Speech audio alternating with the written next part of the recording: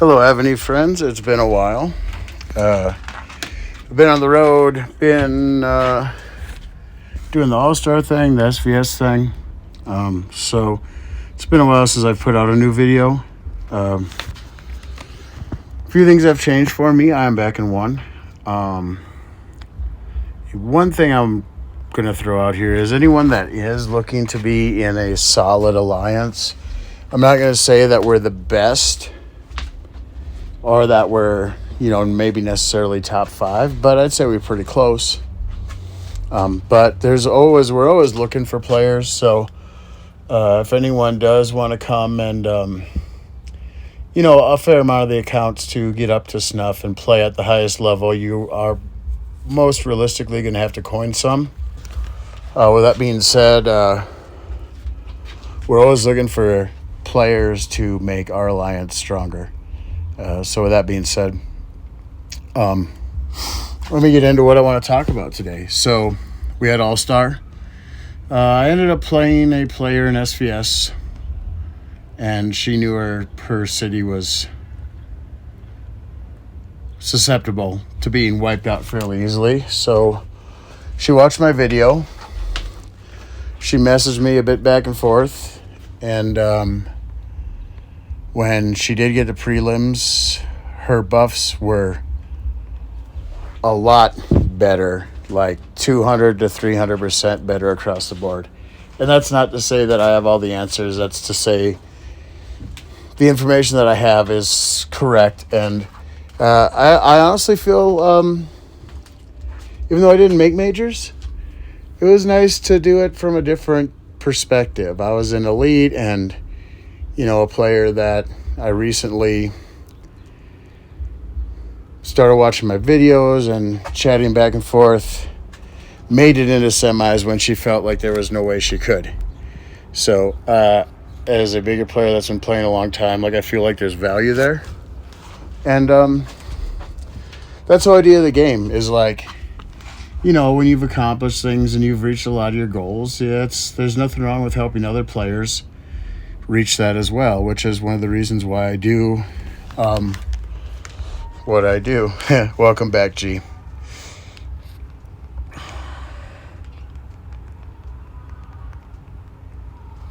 Glad to be back. So that pretty much covers All-Stars for me. I mean, I got into semis and Elite, and honestly, I figured I could finish top 5 in the finals. Defensively, I don't think there was anyone that could really hurt me in the whole league, really. But with that being said, it was also hard to get points to being rallied and stuff like that, and a lot of it depends on your team. So that's all I'm really going to say about that. As you know what, we're going to give a shout out. Congratulations, Barbie. You made it into semis. You're getting a dragon, which should be the main goal of All-Stars. So what have I been doing since the last video, which was probably about 3 weeks ago, maybe 4 weeks ago now? I restarted the way I view the game, how I play the game. I went back and I found that I had 12 Evony notebooks completely full of Evony stuff. And I went back and I went and reread and retaught myself the game, which sometimes it's good to reset and relearn and add the new dynamics to the old dynamics, work it all together, and then do some testing. So,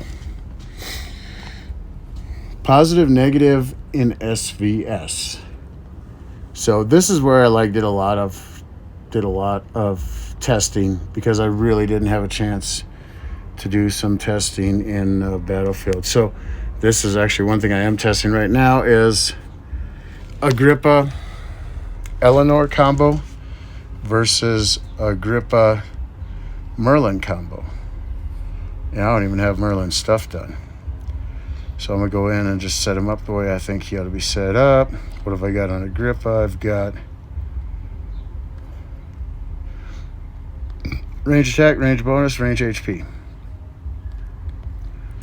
range attack, range bonus, range HP.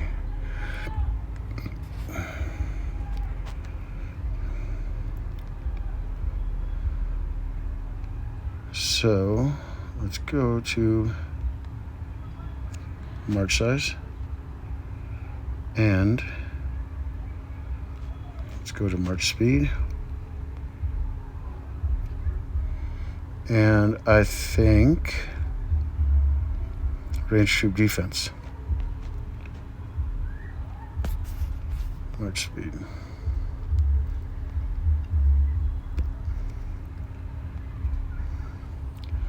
There we go. Click, click, click. He's all done. Oh, well, it's not going to be accurate anyway because of the dang whatever. I had the piercing arrows on him. So let's do it again. Alliance boss.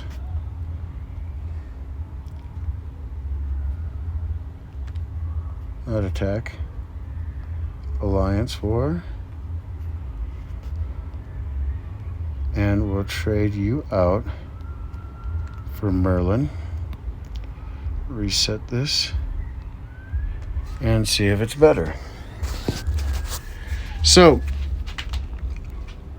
SVS positive, negative, and here's the thing: even if you are not a coiner, I believe if you build properly from the ground up early on, like if you haven't built big yet, I think by building your low tier troops T11 and down and having a correct build and having the right amount of troops within the right tiers, you can actually, I think you can actually be a solid player, because with high level of T11 and down, you now tie up marches, you're using flats, and you have few points up on top to give away. So, and I'm not going to get into all that, how you do that exactly. What I'm going to state is what I've seen, because I haven't built a lot of high tier troops for a long time. I've built heaps of low tier T11 and down. So ultimately, what it comes down to is against a rally or against a solo, do you have few enough points on offer up top that the points that you get from the strength of your build, which is going to be T11 below, low tier, that are influenced by flat refines, if you can be positive, that's the goal. Like, if you're going to sit here and be like, well, I want to get to the point where I'm not going to be zeroed, well, I'm not the person to talk to, because I can be zeroed. Everyone can be zeroed in the game. And yeah, maybe you can build enough troops so that you can't be zeroed, which I'm going to tell you right now, the people that have the ability to go into battlefield and not be zeroed have probably spent at least double of what I've spent.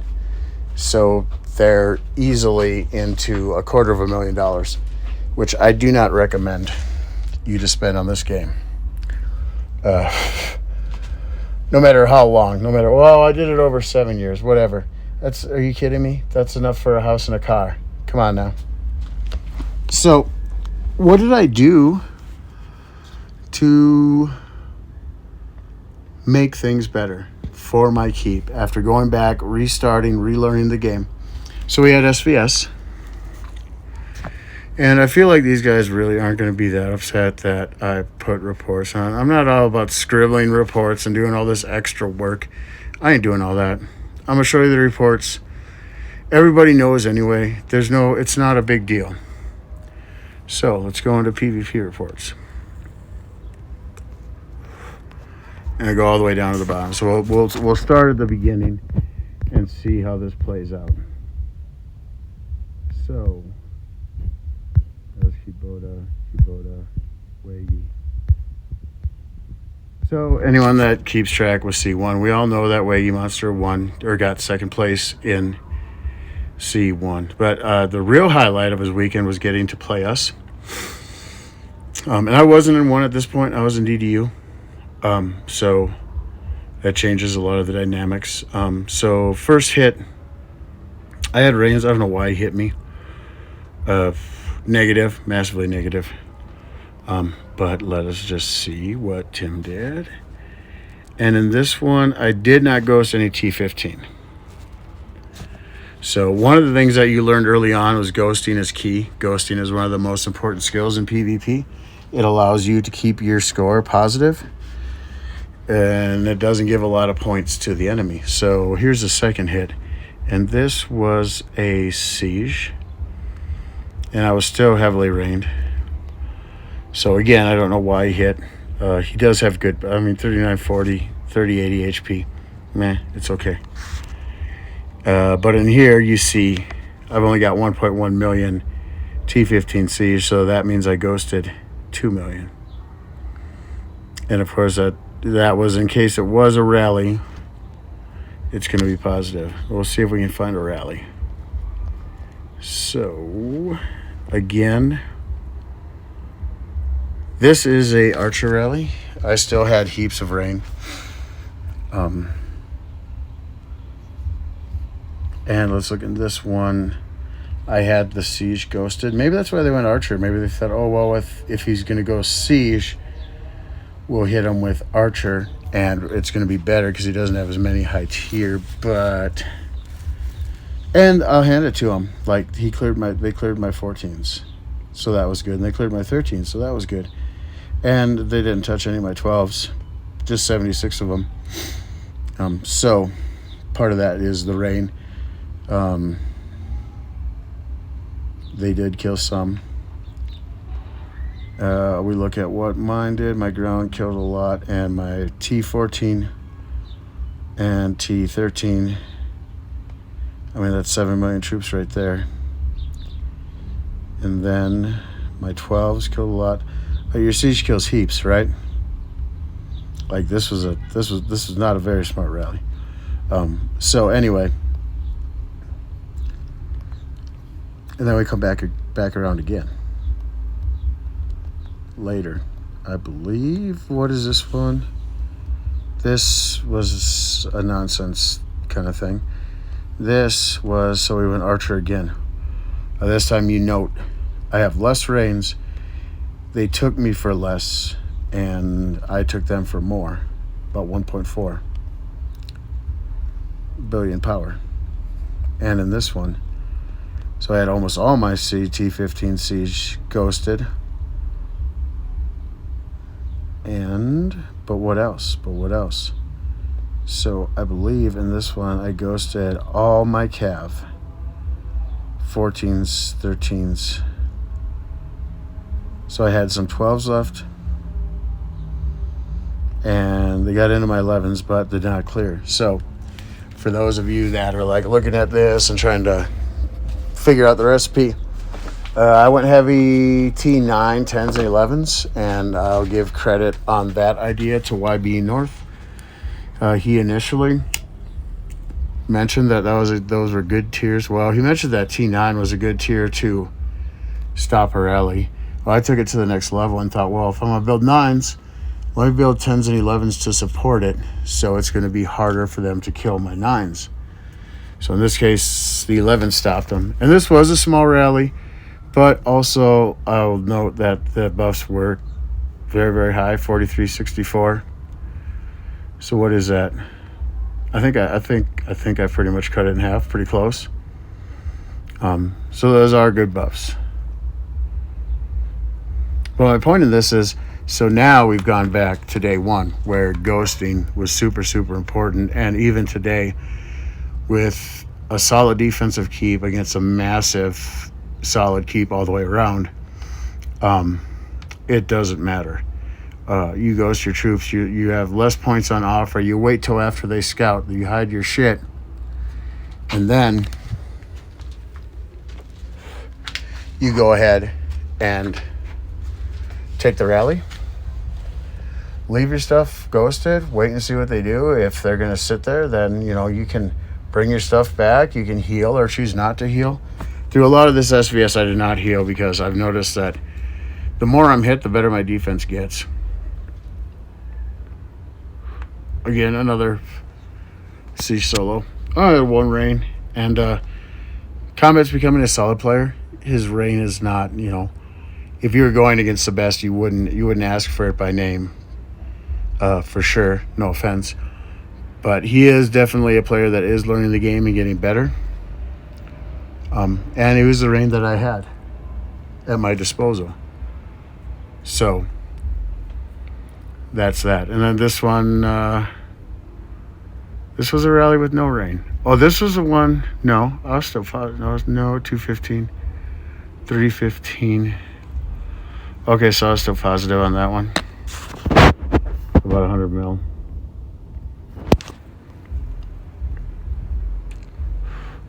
This one again with the siege. Positive on my end. Same deal. I was ghosting my high tiers. Hide your high tier siege because the T15s, when you have 16s, T15s will survive better. But if you don't have 16s, honestly, in my opinion, I feel like the 15s are meant to be one small layer just to create an added dynamic to your defense. And then, because they usually die. So in my opinion, I would do like 500. I would do 500,000 T15 siege, unless you're planning on ghosting. So that way you aren't giving up a whole bunch of points up top. I believe that the 16s and the 15s, they do work together. They probably have similar stats. With that being said, I feel like 16s and 15s are meant to work together. But this one here, I was negative on this one, or I was 720. I was 20 million positive because it was 749 to 729. So I was 20 million positive, but on the point exchange, it was probably really, really close. But they were probably positive a little bit. So now let's go back and let's look at what this was. So 10.640, 10.548. So I have to run one more test because I did some things that were wrong. I didn't take the piercing arrows and put it on Eleanor. So let us do that right now.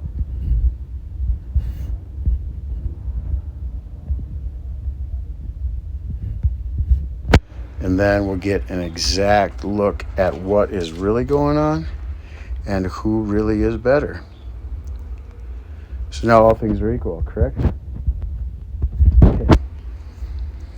Now we'll run it and we'll see what happens.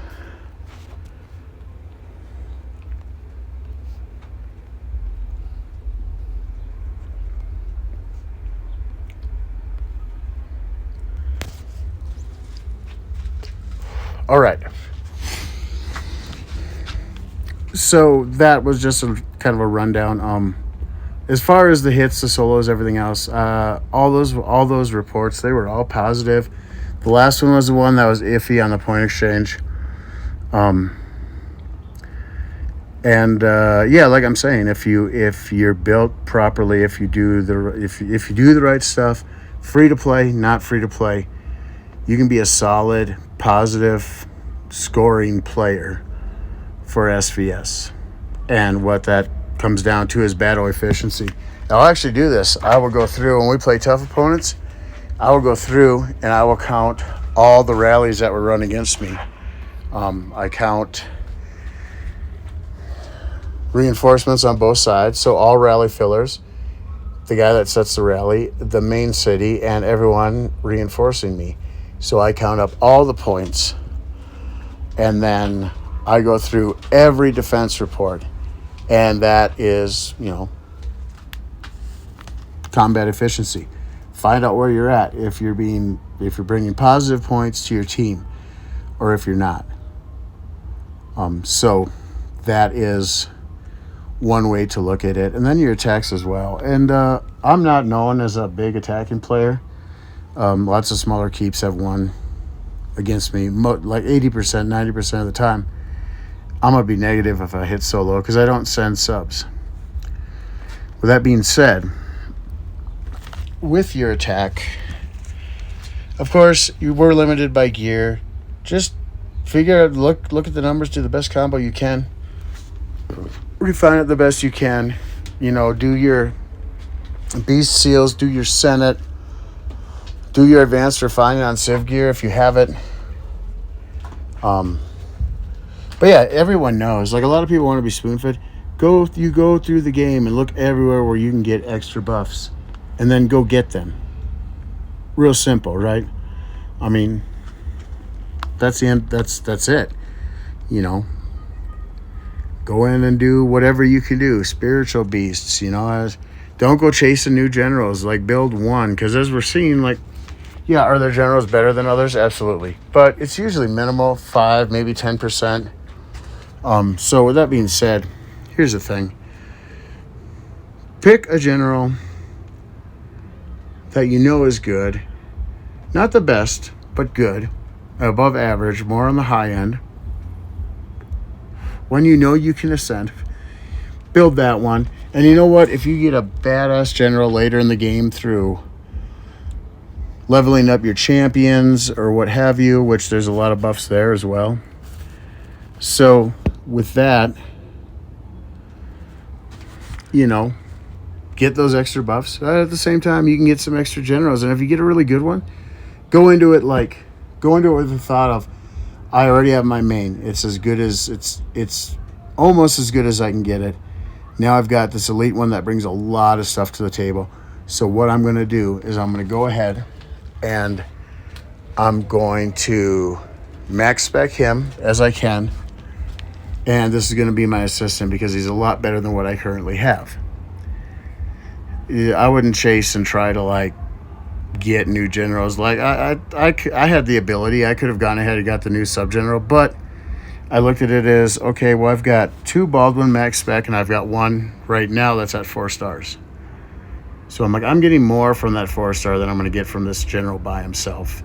And I'm not spending $10,000, $20,000 to get a freaking general max ascension. Screw that. So play with what you got. Play smart. Don't burn heaps and heaps and heaps and heaps of money. Because if you build right, if you get someone to advise you on how to build, you're going to be fine. So one of the other things that I do, and I'm diving into like some of my secrets here, and I'm not going to share everything that I know. That would just be foolish because I've been playing the game a long time. And, you know, when I learn and I discover something that can completely change the game, break the game, manipulate the game, I'm keeping it for myself for a while. Let me have my fun. And when I feel like the time's appropriate, then I'll roll it out for everyone. And I know that not every player is like that, but honestly, like, I've spent the last month just learning and studying, and honestly, like, one of the things that I've discovered is probably going to change the way people build. It's going to change a lot of stuff, and it's going to change what you're able to do in PvP situations. Stay tuned on that. Aside from that, there is a way for people to learn more of what I'm teaching, and if people are interested, there is going to be a way to move forward and have me as your advisor for the next All-Star. Not saying I'm the best player in the game, but I'm saying I can get the most out of what you have. Anyway, moving forward. When I was going for K40 and had a hard time getting to T15s open, I was sitting on a bunch of construction speed-ups. And I had plenty of speed-ups. I didn't have resources. So I decided one day, I'm like, you know what? I can't get T15s, but I can create the dynamic inside my keep by leveling my subs up to level 40. So, with that being said, I did just that. And I noticed a difference when I got my first sub to level 40. And I was creating the dynamics. I don't have archers, I don't have cav. So I was creating the dynamic there. And then I added a second one here. And again, I still have one T14 still left. But I'm creating that dynamic, right? Because I don't have heaps of cav, but I have enough. I don't have heaps of archers, but I have enough. And I'm working on building a third one, which is at 36 now. So I'm fairly close to getting that one to 40 as well. And then I'll have about 750,000 extra T15s. And I already have siege and I already have ground. So I'm creating that a whole entire dynamic without even having them open. So I'm not saying do this. It does cost a heap of speed ups. But if you're at a point where you're stuck, and you've got heaps of speed ups, and you know, well, I'm going to do all this during the resource event, and I'm going to get a bunch of speed ups, so then just do it that way. If you decide to do that. And I will tell you that they do kill a significant amount. They really, really do. Some people are like, oh, but what do they really do? La, da, da, da. So let me see if I can find the archer one. The siege one, I mean, it's basic. Like, siege isn't going to kill the ground your horses. Your ground and horses are going to kill very little as well. So with that being said, that's not going to do much. And you don't have siege in there. So that's why I'm going to archer, is like, here we can actually see the dynamic, because the troops are going to engage. So here, so it's not heaps that the ground killed 23,000. Whoops. And I'm gonna go back because I think the other one was better than the other one. This was the first one, right? And we're gonna go down and we'll see right here. So the ground killed 23. This might be the same report.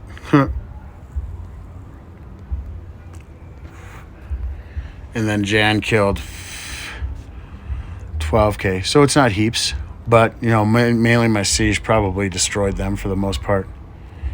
But honestly, on a regular report, those T15s, like, they kill a lot. They actually do kill a pretty high percentage of the rally.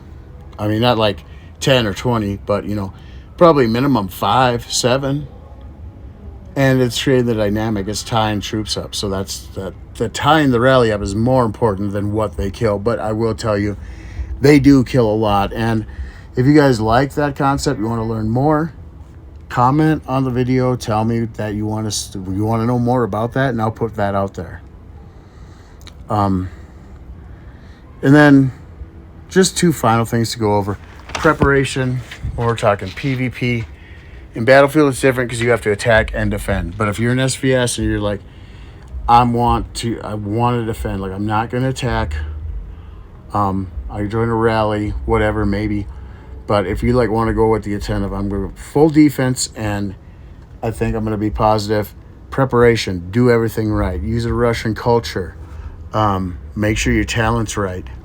Go ahead and, you know, if you've got dragons or beasts that are going to debuff what you know they're going to hit you with. Like, I know they're always going to hit me with siege. So I try to debuff that as much as possible. So place monsters, dragons, place civ gear or other gear that has good debuff. That's going to help you. So it's all preparation. And then go in and look at the enemy's generals. Like, I do that all the time. Simple fact. Like, a lot of my teammates are like, oh, you're reckless. You just go off and do stuff, and you don't think about it, and you've got this massive ego, and you think you're untouchable. And I'm like, whoa, pump the brakes. Pump the brakes now. What I did is I looked at reports from these guys previously, and I understand Battlefield might be a little different than SVS, but it's not much. It really isn't. Number 2, I go in and I look at the enemy's general ranking before I do anything. And if I only see like 4 or 5, if I see 4 solid siege generals, then I'm like, it's a go. Like, even if they're all in the same alliance, I'm like, I can go out and they're going to have solid buffs, but they're not going to hurt me. Like, there's no way that they're going to be able to hurt me. Now, once you get to 5 and more, especially if they're in the same alliance, then you want to be a little bit careful, because if you've got 4 of them with great generals, more than likely they've got all their research done and they're getting a lot of rally when in a rally and reinforcement buffs from the military academy. They probably have a lot of that. So there you're going to kind of want to test the waters a little bit, and maybe you're like, you know what? I'm going to make sure I at least have 1 good siege reinforcement. And that is key. And now with reinforcement, Akka has come up with, they tested, and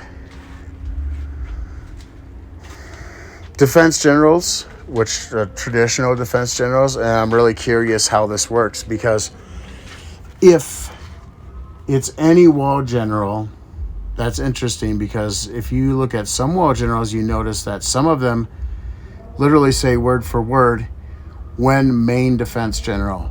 So I'm curious if they will work. I'm also curious if the test was done just in temples. Was it done in temples and in cities? Does it work the same in buildings as it does in cities? So these are things that are being tested, and people are, and Akka would probably have a good answer. And honestly, if Akka or any of these guys would want to, get on a call and do a YouTube video with me, and we'd talk back and forth and discuss some things, I would totally be down with that. I don't need to always be right. There's nothing wrong with being wrong. There's nothing wrong with not knowing. Ask questions. I did it the other day. I was like, do you think this is better or this is better? Do you think I should do this?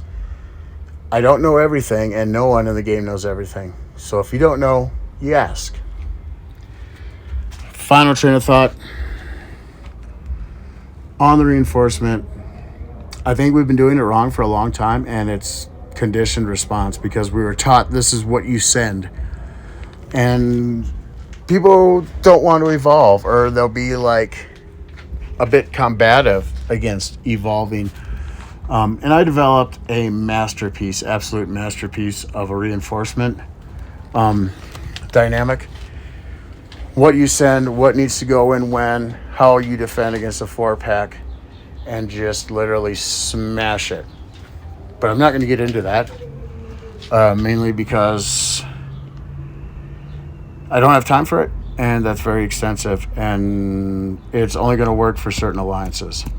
So with that being said, this is proper reinforcement. They rally you with siege and ground. Preferably, I would say siege, because different teams will rally different, but generally it's going to be siege, archer, and then either ground or cav. Usually cav, then ground. So, siege against siege. Archer, a lot of people like to go ground. I am not 100% sold on that. I think with archer, it should be siege or ground, and it should be a very nicely layered all the way down on that siege, because different tiers will kill. So, siege, you reign with siege. Archer, you can reign with siege or ground. Cav. Traditionally, every time I asked, everyone says the same thing. What do you send if my team's sending a cav rally at you? Well, we're going to reign with archers. And I'm like, yes and no. Probably more no than yes. Yeah. You're probably going to kill the rally. But if it's against a medium to above average player that's not a whale, they're going to clear all the ground, because archers engage in battle too late. In my opinion, and I do have reports to back this up, and if this is something people want to know more about, comment, and I will show you exactly what I'm talking about. When I first discovered this, there was a cav rally, and I didn't have archers left anymore, so I decided I'm going to send cav. So I sent cav. I was one of 4. 3 other marches sent archers. And in that report, my cav killed more troops than all 3 of the archer marches combined. So with that being said, if you want to protect the ground, when they set a cav rally, you are sending cav to reinforce. You can send cav or ground, and lots of the bigger teams do this because the ground is such high HP, they tie up the cav rally. So when they send cav, you can keep sending archers if you want, but I promise you that is the most ineffective way. And when you do it this way, by sending cav and ground, you're actually protecting the city and not just creating positive points, which is more important because that player can now take more rallies because you saved his ground from being wiped out. And then ground, of course, ground or cav, either one. But that is going to be the end of this video. There's a lot of info here, a lot to digest. I waited and I wanted to come up with something that was as good as the last video because the last video created a lot of noise. A lot of you subscribed, a lot of you have watched it, and I thank you for that. So if you're new, you're not a subscriber yet, hit the like button, hit subscribe, and leave a comment. Any ideas you guys want to hear about, let me know. I look at all the comments and I reply to most of them. And when I have time, I'll reply to more. But with that being said, I'm going to end this video. I hope you guys like it. I hope it lived up to the hype of the last video. And I hope everyone learned something. Moving forward, there's going to be a lot more available. And there's going to be, I am going to take on consulting keeps. So with that being said, that is something that is opened, has become opened up to me. I've had some people talk to me. So I am going to be doing consulting in the future. There are other players that consult as well. I understand that. But most of them have gotten too busy and don't do it anymore. In short, I am going to be offering a consulting service, and that will be addressed at the appropriate time. Anyway, if you like the video, hit subscribe, leave a comment. I'll talk to y'all later.